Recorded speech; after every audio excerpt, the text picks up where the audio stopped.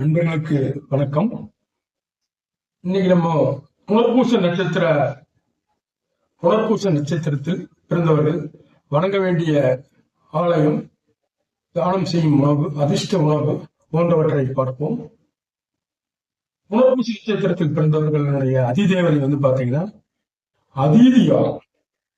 அதீதினா என்னன்னா விருந்தோம்பல் தான்.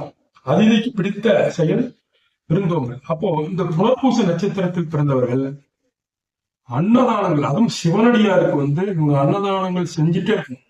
இவர்களால் எவ்வளவு முடியுமோ அவ்வளவு சிவனடியார்களுக்கு தொடர்ந்து அன்னதானங்கள் செய்து வரும் பொழுது இவர்கள் வாழ்க்கையில் எவ்வளவு பெரிய பிரச்சனைகள் இருந்தாலும் சரி, அது மிக விரைவில் தீர்வதை அனுபவத்தில் பார்க்கலாம். இந்த அதீதிக்கு பிடித்தமானது பாத்தீங்கன்னா அன்னதானம் தான். அது விருந்தோம்பல். அதுவும் குறிப்பா சிவனடியார்களுக்கு அளிக்கும் விருந்து அதீதி தேவதை மிக்க மகிழ்ச்சி அடைவார்.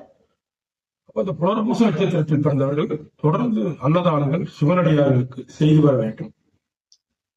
குறிப்பாக லெமன் சாதம் இவங்க எலுமிச்சை சாதம் தானம் தர வேண்டும். இவர்கள் வீட்டுக்கு யார் வந்தாலும் விருந்தோம்பல் அவசியம். மனம் கோணாமல் விருந்தளிக்க வேண்டும். இவர்கள் அதிதேவதையை முல்லை மலர் கொண்டு பூஜிக்க